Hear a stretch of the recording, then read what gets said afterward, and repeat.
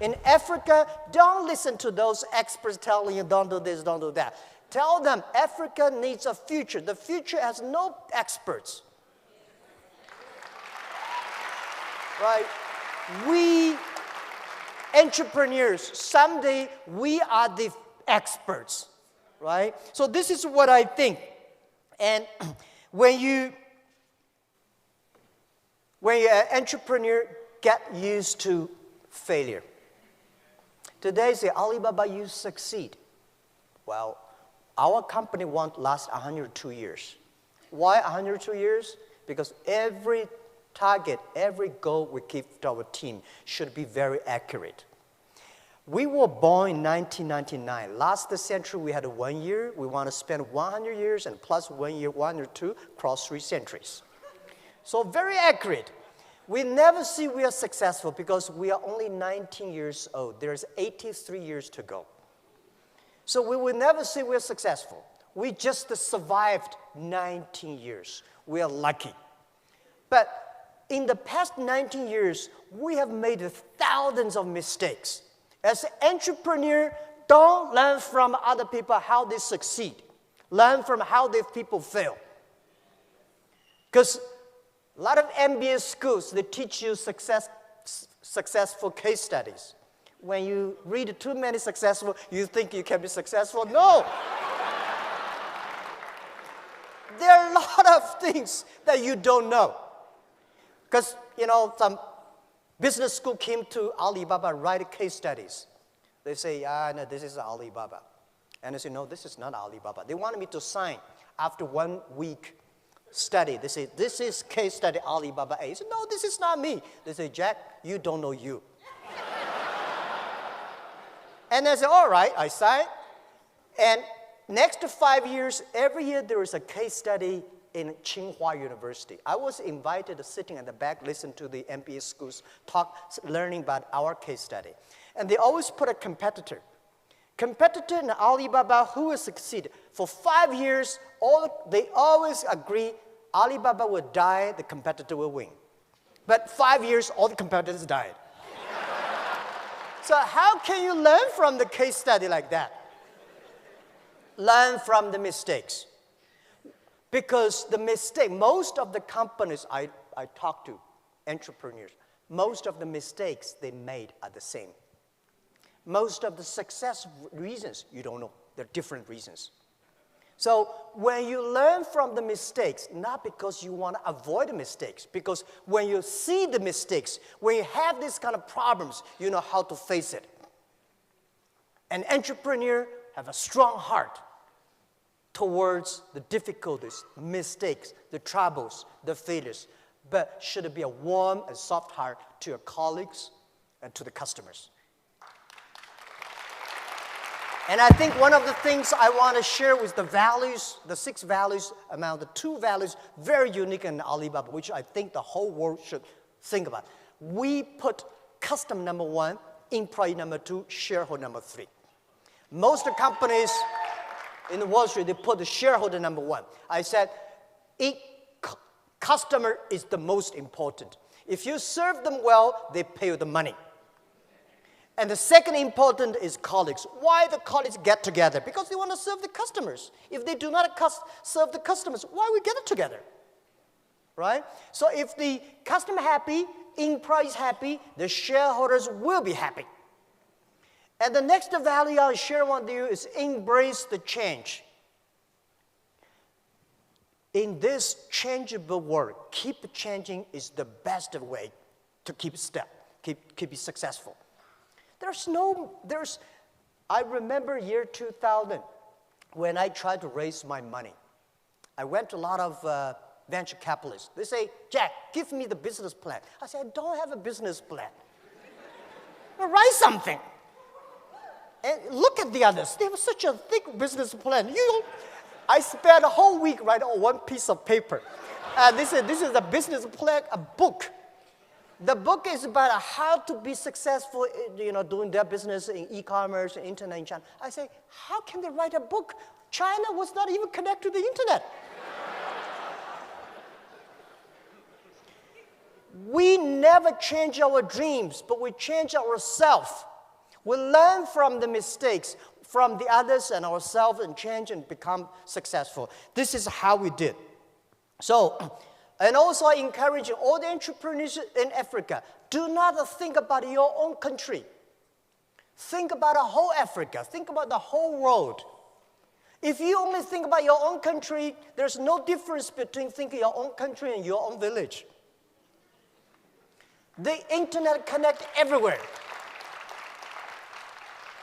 And this continent is very simple. People say very complicated. I think it's very simple. If you have been to Europe, you know how complicated it is. They worry too much. Right, you know, security, privacy, this and that. Before the business is done, they start to put a lot of rules and laws.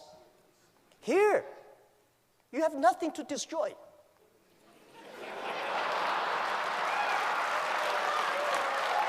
Right? So, this world, the most difficult thing is to convincing a successful people. Successful people is telling you, don't do this, don't do that. You know, we have experienced this and that. We are the people. We want to be successful. We want to create the future. We want to do something that we believed in. So I think the very important for Africa is to create jobs. And the best way to create jobs is to encouraging small business. The best way to create jobs is to trust the young people. And I talked to the president yesterday evening. We should, every country in this world, in this century, should encourage, give good conditions, tax conditions to the startups, not big companies. Right? I'm very happy to hear that he agreed. Because those big companies, they don't need that. We startup need that. If you take tiny tax from those tiny startups, it's just like taking the meat of the mosquito legs. You're killing the others, you did not survive. So there are so many great conditions for big companies. It is time, let's get policies for startups, for young companies. And also, I encourage all the entrepreneurs, if you want to start a business, don't think you will be successful next month or next year. Think about at least 5 years. Because if something can be successful next month, why you? You have a rich father, you don't have to be a startup. Right? And by the way, don't be discouraged because you have a poor diploma or, graduate from a poor university or low education. Don't worry about that. If you graduate from MIT, Harvard, you will never be an entrepreneur. Right? They can only be the white-collar guys. So, as an entrepreneur, you should have what is the strategy for entrepreneurs? Strategy is time, 10 years. You compete with the other people, the vision. The world will be there. What kind of customers they need, how we can build it up. If you prepare for 5 years and 10 years, if you have a good team, and always do before the government do.